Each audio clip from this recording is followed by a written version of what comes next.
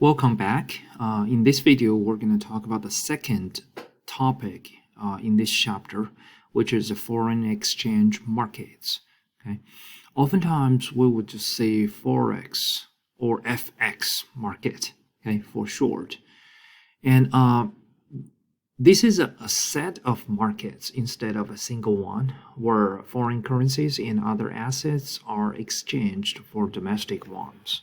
Okay.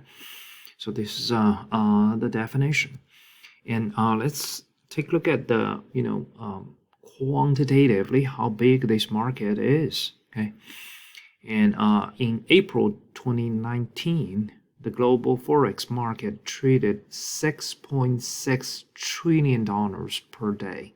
Okay, so you could imagine how big this is.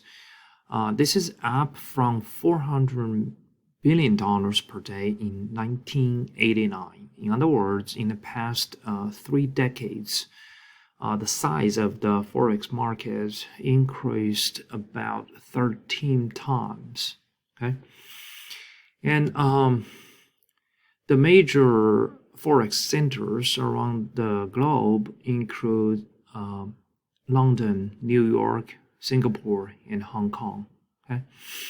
And the major participants on these markets, all of these are going to be sharks. Okay, there's no kind of retail or household investors on this market. It's all kind of the big guys, big companies.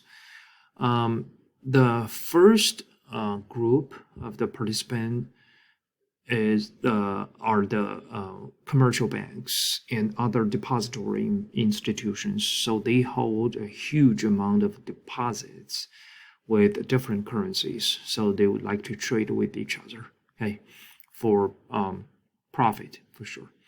And the second category would be, or second group would be non-bank financial institutions. They include mutual funds, hedge funds, security firms, insurance companies, pension funds, etc. Okay? They also hold a lot of cash and other monetary assets in different currencies. Okay? And the third group would be non-financial businesses. Most of them are the super big companies, okay? Multinational companies. Like Apple, Google, they hold billions of dollars in other currencies. Okay, especially for multinational companies, because they are doing businesses in many different economies. So they do need to hold different currencies. Okay, and so the trading of these currencies would be necessary for them. And the last group, which is also super important, is the central banks, okay? Because these central banks, like the U.S.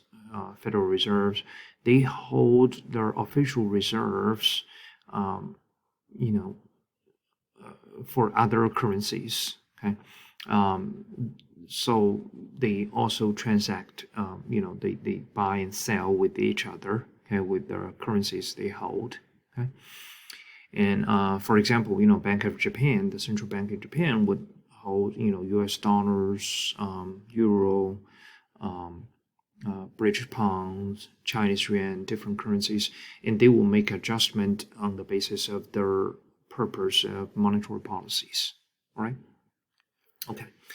And here, let's take a quick look at the most traded currencies around the globe. And you will find that here, compared to other major currencies, the US dollar is dominating on this forex market. Okay, and we got to be a little careful about this percentage, because down here, the bottom right corner, it shows that the total sum of these percentage numbers is 200%, because each currency trade always involves a currency pair. One currency is sold and another bought. Okay, so for example, when we talk about the transaction of a good or service, Then we say, I purchase a bottle of drink with $2, right? So I, pull out $2, like two $1 bills out of my pockets and give it to the center, and the center gives me the bottle of drink, right? So that involves only one currency. But here, remember, we're talking about the currency market, okay, or Forex market. So when these, for example, commercial banks trade currencies, it's always a pair of currencies involved. So for example, when I sell the US dollars, then I'm going to receive the payment as another currency.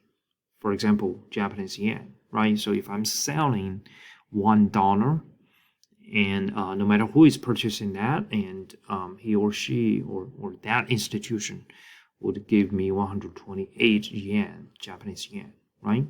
And vice versa, if I'm purchasing the US dollar on this market, then I got to use another currency to purchase it, right? I cannot use the dollars to purchase dollars, right? That doesn't make sense, okay? So again, here when we look at these percent numbers, we got be careful about that. But obviously, as we said, the US dollar is dominating, okay? It's still the world's most popular or most traded currencies.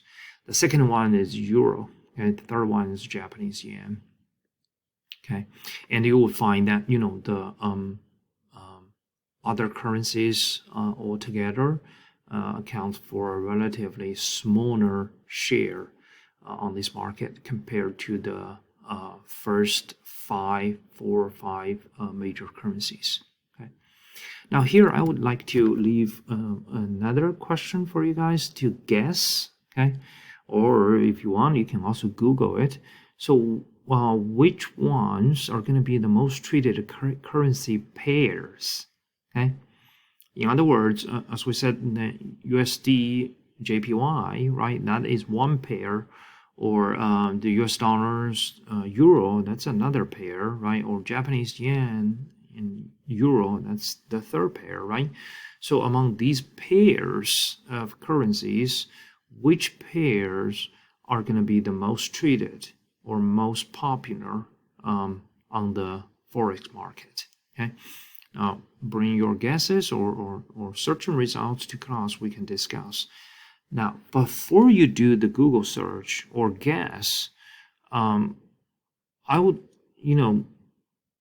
encourage you to think about, what would be the way to approach the answer. Okay, like when we look at the most traded currency pairs, we should look at what, okay, among these currencies or the economies behind them. Okay, what are the factors we should rely upon to make the best possible guess? All right. Okay, so that's what I got for this video. All right.